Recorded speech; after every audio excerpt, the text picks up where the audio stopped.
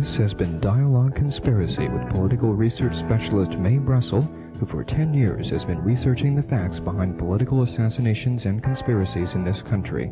Dialogue Conspiracy originates with KELRB-FM in Carmel, California. Good afternoon. This is Mae Brussell in Carmel, California. It's June 23rd, 1975, and this is Dialogue Conspiracy number 201. I received a book when I came in the studio today, The Permanent War Economy by Seymour Millman. I appreciate very much the person who sent it to me. There's no return address to thank, and I assume this is a regular weekly listener, and I thank that person. The same person sent me the Philip Agee book, Inside the Company, on the CIA. I love these kind of listeners. If you have books that you think I should have, if you pick them up at used bookstores or new bookstores, that's fine, because I can't possibly afford all the books I should have in my library. They're coming out so quickly now. So thank you for The Permanent War Economy by Seymour Millman. I also received at the post office, when I came into Carmel, the manuscript, a published paperback book by Frank Salant called Who Shot George Wallace. This book is available. You can order these from Mr. Frank Salant. He spoke at the conference in Boston, the Conspiracy Conference, and you can write to me at KLRB for his address, or you can write to him for this document. His address is 48 Parker Boulevard, Monsey, New York, M-O-N-S-E-Y, New York, 10952. I believe he's asking $5 or $6 for this book. I like the way Mr. Salant is putting his information together. He wrote me a letter recently saying that I had been a big influence in his life, the way that I wrote my articles for The Realist, and he thanked me for the leads and the information which I had given to him on the Wallace case or other assassination cases. And he followed somewhat the format which I put into my articles, which I think makes it clearer in the long run. And I wish that other researchers would pick up the format and write books in the same way that I'm doing that. Not that my style is so great, but we're not trying to sell a slick story such as the Watergate story, All the President's Men, that isn't put into an outline that you can't use as a research project. What Mr. Salant did was he wrote his book into 12 sections. He has an introduction. Then he has Witnesses Not Called, another one called The Other Conspirators. Section 4 is How Many Bullets, How Many Gunmen. 5 is Evidence Planted and Forged. 6, The Suspect's Escape. 7 is Coincidence. 8, White House Involvement. 9, FBI Errors. 10, Witnesses Dead or Missing. 11, Motive, Why Was Wallace Shot? And 12 is called Forgive My Grief. Now, if more researchers would get together in the way that Mr. Salant has done and I have done, and we take these various conspiracies and have sections on evidence that was destroyed or planted or forged, or how many bullets in each case, witnesses to call. These are the listings that I started with based upon my 11 years of research into the political conspiracies. We could combine our chapters together. For example, the influence of books read by these people, the diaries or alleged writings that they kept, the police errors, the FBI errors, the collusion of the Justice Department, the collusion of the judges and the courts. And if we took one outline of this kind of work and broke each of the conspiracies down, we could combine them to books alone just on coincidences, or books on White House involvement in each conspiracy. So I am very impressed with the book by Mr. Salant. It's only a short document. The one that he's put out and copyrighted is only about 20 pages, but it puts the writing into categories where you get the information. If you want to know how many bullets, you go right to that section, and it doesn't have a long narrative, and it looks like an excellent document. The front page of the San Francisco Chronicle has a copyrighted story today on the Marin shootout in California. It says, the front page headline is Nationwide Plot is Hinted. The Marin shootout is the killings that took place in Marin County August 7th, 1970, in which Judge Harold Haley was murdered and 3 other men were murdered. It was alleged prison escape. Jonathan Jackson, the brother George Jackson, was killed Judge Haley was there, and James McClain was killed. This article has a picture of Louis Tackwood, the agent provocateur, who I've spoken about many times. I refer to his book, The Glass House Tapes, and he's been on KLRB with me on Dialogue Conspiracy. And it goes into the fact, it says, now 5 years later, the San Francisco Chronicle has learned that the shootout was the result of a grandiose nationwide plot. During the course of a 12-week investigation, they said a massive blunder allowed the shootout to occur. They called it a blunder, and I think it was purposeful. The Los Angeles Police Department had agents on the scene of the crime. Louis Tackwood was there and told to go home that day. They had foreknowledge. And this is what I mean by police collusion. They knew weeks in advance that there was going to be an escape plan. But I believe the police department not only assisted it, but evidence will show that a gun from the police department fired some fatal bullets at the shootout. But this article is, I'm not going to dwell on it at length today because I want to go into other important matters.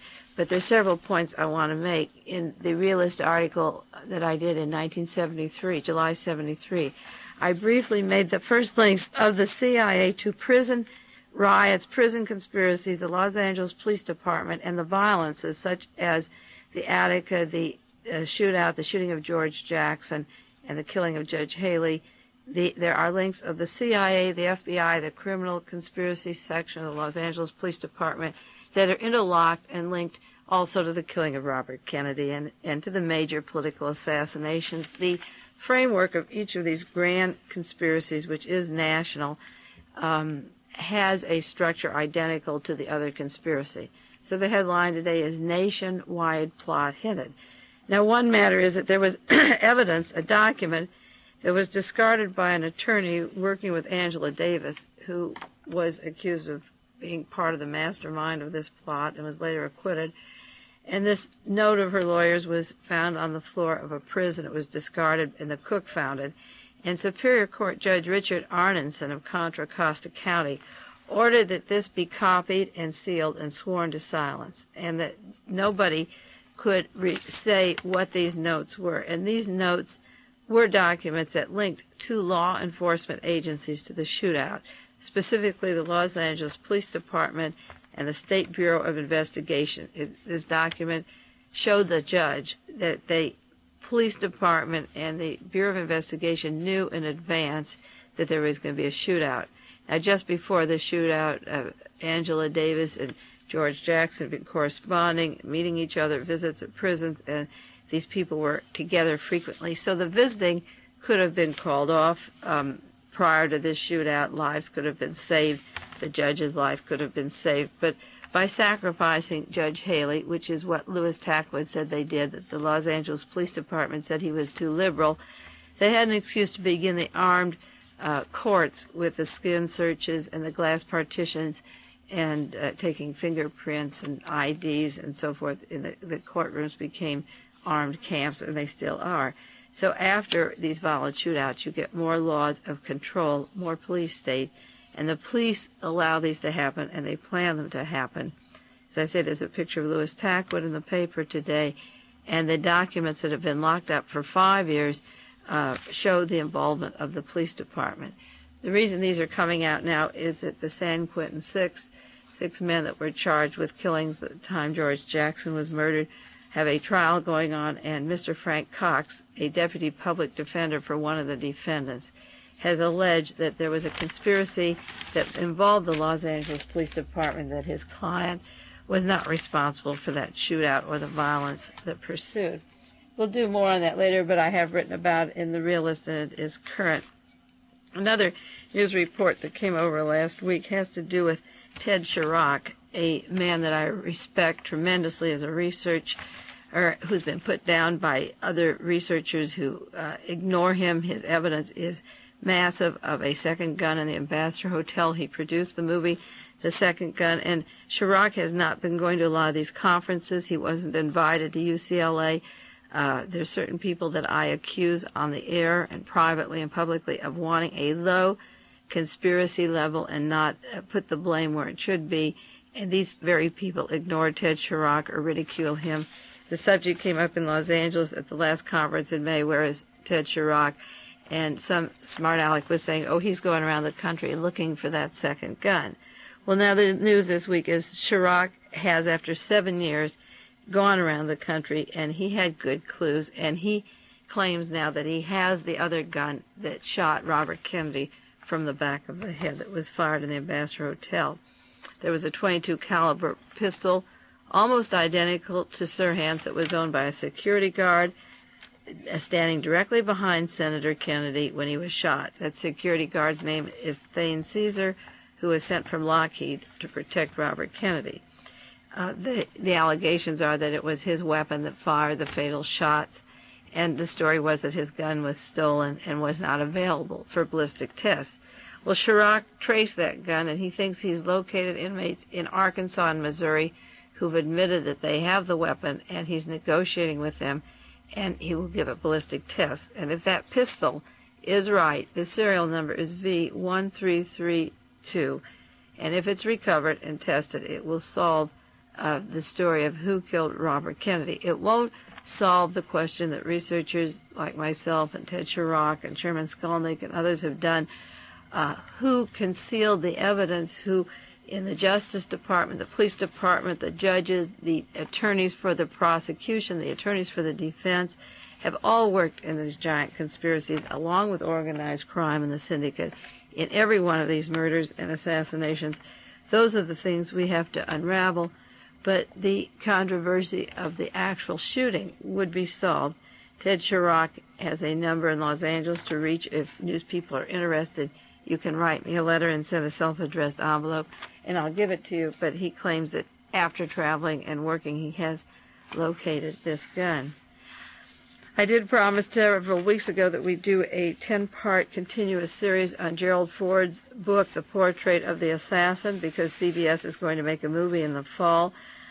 The news is coming in so fast on murders and assassinations that I find that each week I have to put, or last week I put off the discussion or analysis of Gerald Ford's book to go into the Rockefeller Committee findings on the CIA.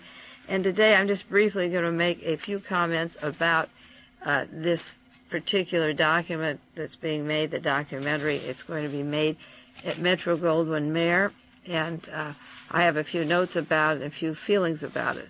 That book, The Portrait of the Assassin by Gerald Ford, was put together while he was a congressman. It was sold at a personal profit. It was put out for propaganda purposes. At his confirmation hearing, Gerald Ford said he didn't use classified documents, but it's been called attention to by Mark Lane and others that the documents that he used in his book are still marked top secret, and that he did publish a book using top secret documents. Only difference between him and Daniel Ellsberg, Mark Lane says, is that one got charged with treason and the other became president of the United States.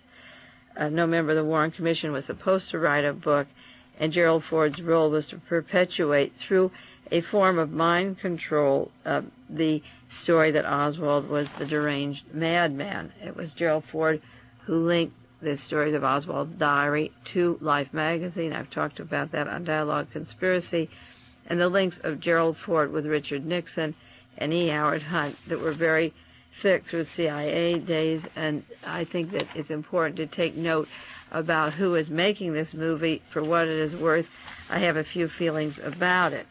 MGM is the studio that's making the movie. In the heat of Watergate, Hank Haldeman, the son of H.R. Haldeman, was sent to MGM for a summer job. But more important than Haldeman was a man who completely got off any investigations, and his name should be known, and people can do some work looking into this person. His name is Ken Reitz, R-E-I-T-Z, and he was a member of the super secret team at CREEP, the Committee to Re-elect the President, and the White House. The Committee to Re-elect the President was run by Maurice Stans. They hired G. Gordon Liddy and James McCord, and they had a tremendous amount of millions of dollars coming in for espionage activity, which was separated from Republican fundraising money. But in addition to the Committee to Re-elect the President, there was another super secret fund, more secret than CREEP, and it was run also by Mr. Jeb Magruder and Maurice Stans and G. Gordon Liddy. And Ken Reitz was part of a secret bank account on the directions of Hugh Sloan. This bank account had nothing to do with CREEP, or it was a fringe off of CREEP. Ken Reitz is 31 years old, and he allegedly headed what they called Nixon's youth campaign. Now, the money from this secret account was kept in a special bank in Maryland, in Bethesda, Maryland, and it involved Henry Buchanan, the brother of Patrick Buchanan, the speechwriter for Nixon, who's still a well-known columnist, and it was set up outside of regular bank account channels on the direction of Hugh Sloan. The office, as I say, was in Bethesda, Maryland, away from CREEP, and the excuse for these secret funds that there was jealousies within the organizations. Now, Maurice Stans knew the bank account, but he kept it very quiet during the Watergate investigations, and nothing came out of it. The Washington Post, April 26, 1973, an article by Lou Cannon, referred to Ken Reitz's operation as many little Watergates, all locked up into this special little bank.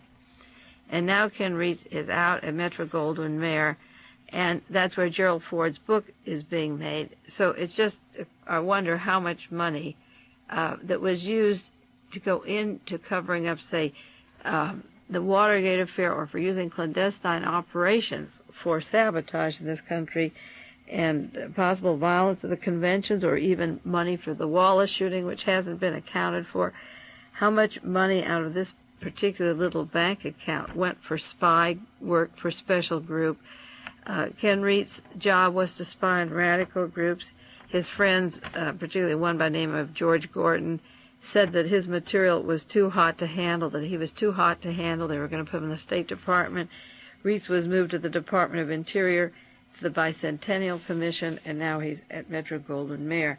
So it would be interesting to know if the 4-hour movie on Portrait of the Assassin by Gerald Ford is being handled by any of the money coming through any person like Ken Reitz, or this private bank account in Maryland. If this is a CIA funding operation that looks like a project of Metro-Goldwyn-Mayer, but is a special movie, and the purpose of it, of course, is to continue the lie Lee Harvey Oswald was both deranged and that he was an assassin, and that was Gerald Ford's role, and it's being made at Metro. And again, hopefully next week I want to go into some more of Gerald Ford's actual book and the documentation.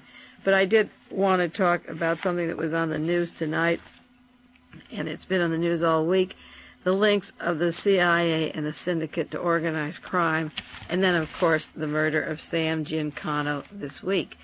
Last week on Dialogue Conspiracy, I spoke about the attempt to make a low-level investigation of the JFK assassination, that I thought Bernard Fensterwald and Mark Lane and persons in Congress would settle for a hired hitman operation, because Fensterwald is James McCord's attorney, since he was during the Watergate arrest, and he has been linked with the CIA himself. The CIA announced this week officially that they had destroyed the links of James McCord to the CIA, and the problem that we're getting now is that the mafia heads or head could be murdered, and then it's easy to put the blame on them. When they get rid of Sam Giancana, then the message passes to other people, and the high-level CIA plan of the assassination of John Kennedy, Robert Kennedy, and Martin Luther King can be kept at a very low level if these top bosses are murdered. I predicted that there would be a bloody battle between the U's CIA links of government, and they are beginning to start. U's and CIA are one in my mind, and Giancana was wiped out before he could testify about the links of the U's to the CIA. Wiping this man out eliminates a lot of the information that he would know. Now, the mafia is perfectly aware of this struggle for international drug traffic, because this is what it's about, really. The Drug Enforcement Agency, it's formed by Richard Nixon in '73. It's somewhat of a legal takeover of American drug traffic of the CIA away from the Sicilian, Turkish, Mexican, Southeast Asian connections. This is what the battle is about. Now, the mafia and the CIA work together in more ways than one, more than just shooting Castro, and Giancana was important to this. and this is why he had to be killed again this week. One strategic move was made by 4 men from Cleveland who allegedly burglarized a Howard Hughes computerized control center at Romaine Street last spring. And they took with them, I believe they took evidence that Hughes is not alive. One document that was found on the floor by the guard that they dropped was admittedly flushed down the toilet, which is a funny way to protect a building that you're hired to protect. Now, J. Edgar Hoover was afraid to incorporate the mafia into the FBI and government, although he did it, and we know he did it. He was always afraid of blackmail. And this week, in order to secure that there'd be no blackmail, and in keeping with my predictions that mafia chiefs would be killed by the CIA, Sam Giancana was murdered in Chicago. He was to be a witness before Senator Church's committee on charges that the CIA used mafia hitmen and their members to do dirty work, such as killing Castro. But Giancana could blackmail him for more. He wasn't just killed because he was hired to kill Castro. He was hired because there would be links between Giancana and his Chicago associate Jack Ruby and the underworld and the use of Ruby to kill Lee Harvey Oswald. You remember when Martin Luther King was shot, Ramsey Clark, the Attorney General, one of our great phony liberals, along with men like Eugene McCarthy, was the first person on the air to tell us it was a lone man, there was no conspiracy. And at that time, he didn't even have a suspect or know how many people had shot Martin Luther King. 7 years later, just 7 years now, as of this week, the news is coming out that there was a conspiracy to kill Martin Luther King. And I've been trying to explain this on Dialogue Conspiracy the last 4 years.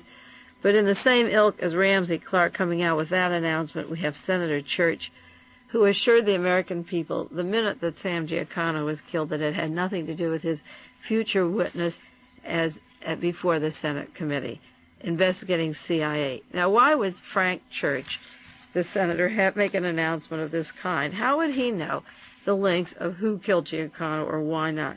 The local police said he was not killed by the mafia. And the police know that their own guard walked away just minutes before Giancana was killed, just the way Jack Ruby was allowed to go down the ramp to murder Lee Harvey Oswald.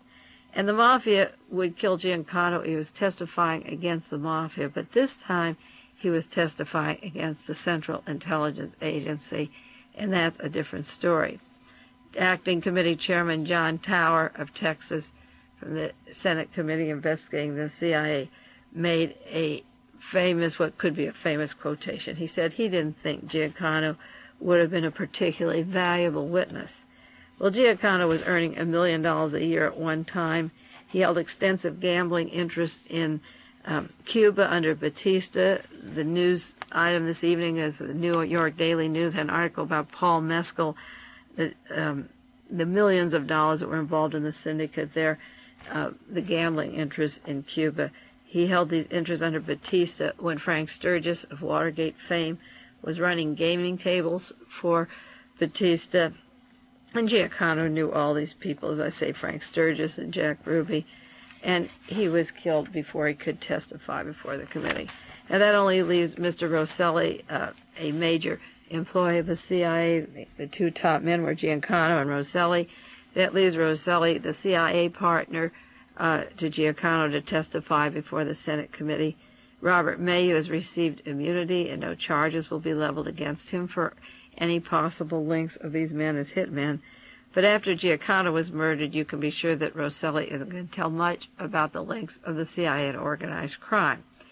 The CIA destroys its records, and we'll go into that in a minute, but it also destroys its witnesses. And it's much less better to let people, it's better for them to suspect and guess than to find written notes or documents or living witnesses to testify on how they were used. So you get back again to a full cycle of killing an important witness from Chicago, Illinois, keeping the John Kennedy assassination eventually to a very low-level hitman, and erasing those people who could blackmail the government and tell the story of the murderous links through the killing of Martin Luther King, the use of James Ray transporting him around, use of Jack Ruby, Sirhan at the racetracks.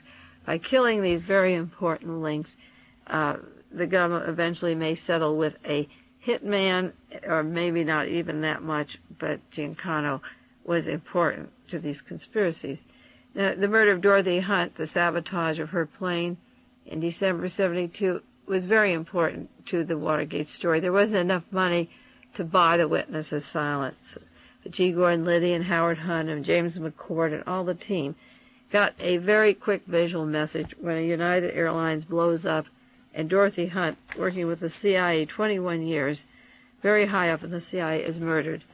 This is the kind of silence that you don't have to spend $1 million for. You teach it visually, and one murder teaches any future witnesses what to testify or what not testify and what happens before or after you're caught, and they will then keep quiet. Jack Ruby had said, "Take me out of the jail and I'll tell you about the conspiracy to kill John Kennedy." He pleaded with Gerald Ford.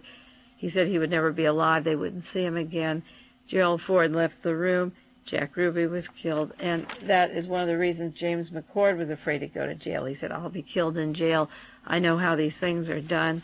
And the men keep quiet, and the conspiracies are locked up by judges, like of a Marin County shootout. And at every level, if it can't be done with paying somebody off, it's done with murders, and Giancano's murder, as I say, is important. Well, there will be more murders to come, the gangland murders, because, as I say, the Howard Hughes empire was robbed June 5th, 1974, and a man, Woolbright, his name, from St. Louis, was charged with that. He was active in gang wars, and he said that he was serving as an intermediary for the burglary, that there was valuable information in the safe. Now, there was more in that safe than the story of the CIA links to the submarine that surfaced. So you can expect that the Howard Hughes links to the CIA and the particular assassinations will see a large amount of murder coming down, and we'll be seeing that for a long time to come. Another man was murdered this week who's an important link to the Hughes CIA connections and to government mishandling of funds or contracts.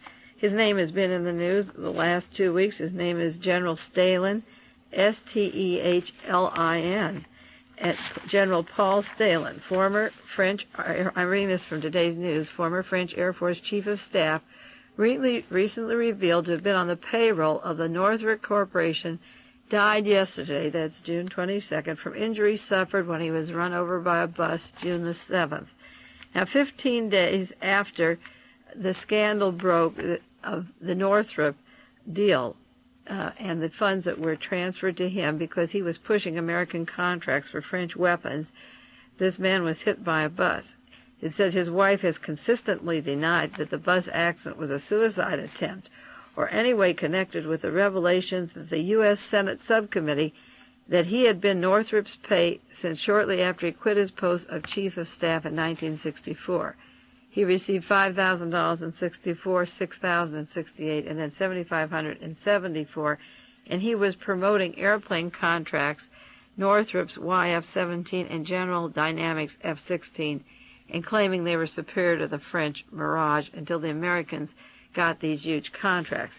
And the news that broke last week is that the Hughes Aircraft Company said that Paul Stalin, a member of the French Parliament, was linked to them and is a consultant for one of its subsidiaries. He worked for the Hughes Aircraft International Service Company of Delaware. So here again you have the Hughes persons, one of their agents involved, high up in French government, receiving money from Americans, and when he's about to be called as a witness, when there's mishandling of data to praise one airplane manufacturer over another, and the man that's doing it is getting these huge amount of personal fees, he gets hit by a bus, and 15 days later he's dead, and that's the end of General Stalin.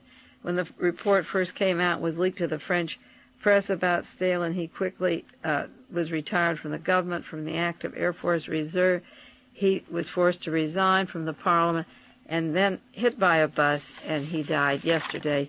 So Sam Giancano is one kind of a person, organized crime that was used by the CIA, and he's dead. And then we have a member of the French Parliament, a high-up general, and he's hit by a bus, and he's dead just when he's about to testify.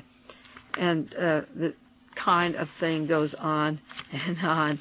The result of the apathy of the last 11 years of people into the assassinations of John Kennedy, Robert Kennedy, Martin Luther King, and many, many more that I could go on, I think, and I have files that I believe goes into the hundreds, is that we're getting a continuous murdering of private citizens from all walks of life, political candidates, people like Popeye Jackson from the United Prisoners Union, to the shooting of George Wallace, or the killing of Murray Chotiner, lifelong friend of Richard Nixon, or Karen Silkwood on the plutonium scandal that she was linking. All of these can be solved. They have the same sticky fingers of domestic Central Intelligence Agency, and given an opportunity to testify in Washington, I would try to show that there is a continuity to these murders and how it's linked. Now, secondly, along with this is the continuous destruction of evidence, because these murder stories are breaking so fast and lawsuits are coming. And the third danger is the creation of new laws so that no person can handle documents without being charged with treason. There'll be no more Pentagon Papers, no more Watergate exposures. So that as all these various lawsuits on these murders are taking place and people are becoming aware, there is the destruction of evidence. The Washington Post ran a large story this week by William Colby. I'm going to read it to you. It's dated June 22nd, 1975, and it said, "Routine step. The CIA destroyed their misdeed records. The Central Intelligence Agency conducted a hurried, cursory check of CIA misdeeds in the wake of Watergate, failed to tell the White House of its findings, destroyed its records." Mr. Colby said that Richard Helms before him destroyed records up until January 73, and then when he came in, he destroyed various records and drug testing programs among them. Now, this is interesting. He said it embarrassed him to have these things around. He said what he destroyed, the report included a section on assassination plots and schemes. The other portion was a rehash of old Inspector General's reports to the CIA, and then they destroyed the testing of LSD and the controversial programs of LSD. Now, I think it's very important that he admits that he destroyed the assassination records and the drug programs, because the two things that I've screamed about in lectures at colleges, or the Assassination Bureau conference in Boston or in Los Angeles, wherever I speak, are the links of mind control, behavior modification, psychosurgery, hypnosis to the general population, prisoners in particular, and suspects in some various crimes, and particularly the patsies involved in political assassinations. I think the two big stories, if I were to confine my files to the two biggest stories in the last 11 years of the political research, of course the center is the political assassinations of the leaders, and the second is the use of mind control to affect the population in various techniques. This is an area where I have been at variance with Mark Lane. He doesn't see the difference between political assassinations, the links between them, and the importance of the use of mind control. And I believe that the documents on mind control were more important than the Abraham Zapruder film. And it's unfortunate that Mr. Colby has destroyed from the CIA their records on mind control. There was an article today, Associated Press article in the paper today, and last week about a medical convention in Minneapolis. And the gentleman who was quoted is from Mount Vernon, New York. He's talking about Mount Vernon, New York, but he's from Massachusetts, in the same area, Mount Holyoke Hospital, where Dr. Delgado works in Yale. And I've talked about Delgado's use of electrode and implants in political assassinations. But this sociologist gave a paper on how to have a crime-free society, and I'm quoting it because this was a medical journal, and this is something that people who listen to Dialogue Conspiracy regularly know that I've been harping on. The sociologist told a group of people at Minneapolis that the United States could be virtually crime-free by the year 2000. And that's not very long from now, 30 years from now. He said, "We are so effective in manipulative medical and technical techniques that criminal behavior can be controlled." This is Robert Moran, professor of Mount Holyoke College in Massachusetts. Moran said that hospitals and prisons can blur into one institution. Now, this is exactly what I said happened in Nazi Germany and is happening in America. He said the physically and the criminally ill will be medically treated together. society would have to allow medical intervention to treat a criminal who would not be judged from a moral or guilt point, but as someone who's defective and who needs treatment. He said it would be easy for a coercive government to impose treatment for those who didn't cooperate. Mr. Moran went on to say that crime is being listed as an illness anyway and a threat to society, and those who refuse to follow the public health rules, I don't say those who refuse. What he said is that we have public health rules to get vaccinated against the contagious disease, and that people that are considered criminals are a threat to society and should be following mandatory public health rules. This Dr. Moran has predicted an early warning screening system to weed out potential criminals. Now, this isn't people who've done crimes. This is an early system. And this is what the UCLA School to Study Violence was wanting to do and is probably still doing if it isn't thoroughly checked, to weed out potential criminals, much like public health screens people with undetected diseases. And those that are violent prone or crime prone would theoretically be treated, are you ready? They'll be treated by implanting electronic devices in the brain that can be used to monitor his movements. Such electronic monitoring from a central security center would guarantee total compliance of a person on probation or in community correction programs. Now, I've maintained for the last 2 years that 25 million transponders have been made. I think the amount is 25 million to surgically implant into people's heads to control their emotions, their feelings, the geographic areas, and that the satellites, if they're not up there already, and I believe they are already up there to receive these messages, are being tested. And he goes on to say that many cities have big brothers watching television surveillance, and he further says that we have anti-hijacking airport screening devices where people give up their right to privacy in favor of safety. Without security, there is no freedom, the sociologist said, and I suspect we'll be all too willing to make that swap. Without security, there is no freedom. Now, these people who are doing these electrode implants are directly linked to the past political assassinations, to the hypnosis, the mind control that is going on in the country, and these hospitals should be checked. They're not checked. There's a 2-year moratorium. The Congress had a 2-year moratorium on psychosurgery this year, on electrode implants. But we're not getting any public reports or documents or studies of who had the electrodes in them. Did Mr. Wayne Chastain, who shot Mrs. Martin Luther King, does he get electronically or radio control to go down and shoot her when she's playing the organ in church? Did Loris Kwong, who shot at KGO, who said he was being controlled, did he have an electrode in his head? Can that body be brought up and autopsy be done? I said it should have been done a long time ago. And I think it's important to note that Mr. Colby is sitting back very smug and announcing that he did destroy sections on the LSD and the government behavior modification programs that the CIA was doing, and that he did destroy sections of the assassination plots. And I think that the problem now is that new laws, as I say, are coming out, the new crime bill that they're trying to push through, so that you can't get the official documents that exist. It would be treason to get a hold of these official documents.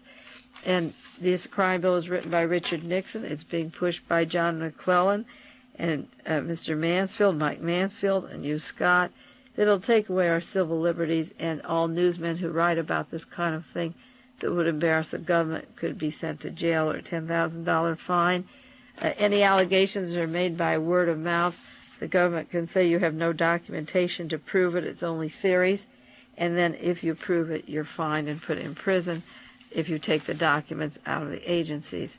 I think the discussion of the sociologist in Minneapolis on the electrode implants is terribly important, because they've been planning them for 20 years, they've been testing them for 20 years, but they're getting you ready for them, and that is why these shootouts allowed by the CIA and the FBI to take place up at Marin County happen, these violences, to terrorize you, to terrorize people on the streets, and to keep this fear going until you are willing to have transponders put into the heads of men before they're on parole or mental patients and control their emotions. I think that another important thing when we talk about the CIA, we talk about Howard Hughes, they're just one, and we talk about the Mormon Mafia. How can Mormons, which is a religion, or supposed to be a religion, be a mafia when you understand the traditional name of the mafia? And I just brought in briefly, I don't have time to go into it, but some of you may do some more research on this. There's an article, June 7th, 1975, about the Mormon research effort, the linking of people's names and genealogies that's kept in a large vault in Salt Lake City. It was in the San Jose Mercury, June 7th, 1975. And the first information about these huge vaults was in Time magazine, August 22nd, 1969. And you know that every listening person, here's Dialogue Conspiracy, or any single person in the United States should be made aware that your name, your genealogy, when you were born, what you weighed, is locked up inside a vault and microfilm in a canyon in Utah, in Salt Lake City. There's these huge giant cliffs that keeps on microfilm information about families of every country in the world that goes back 6 generations, farther than that, to the year almost 600.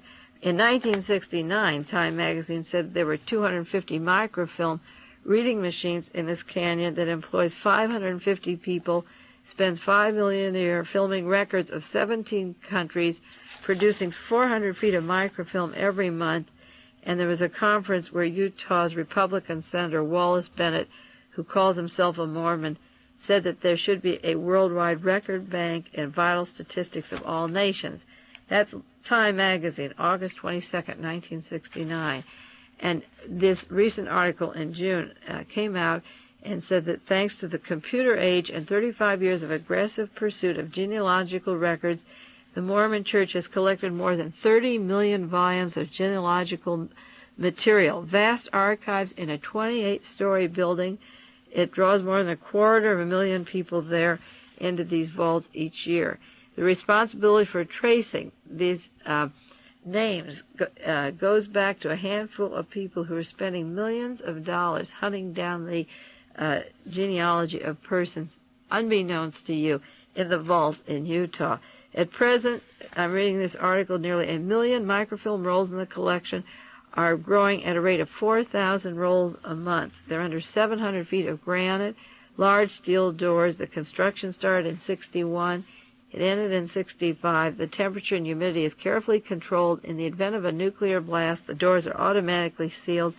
They can photograph 100 years of the London Times in less than 2 drawers of storage space, and every day in more than 20 countries around the world, operators of 70 microfilm cameras are at work collecting the genealogy of every person in this globe that they can get. The camera film, such as records of parish registers, the census rolls of every country, wills, deeds, and last year, for the first time, the cameras were in Taiwan.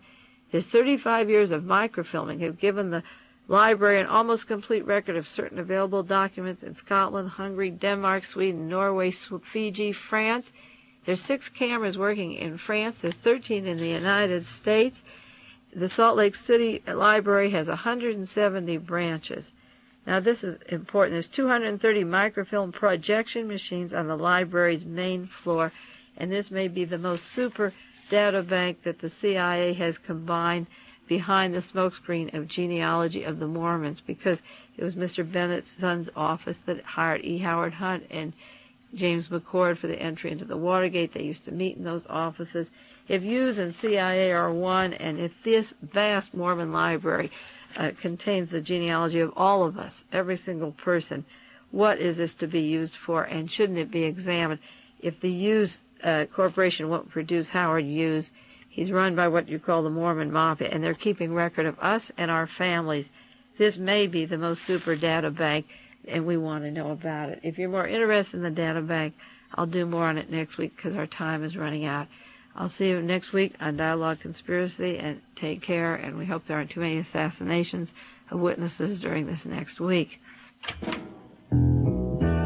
This has been Dialogue Conspiracy with political research specialist Mae Brussell, who who for 10 years has been researching the facts behind political assassinations and conspiracies in this country. Dialogue Conspiracy originates with KELRB FM in Carmel, California.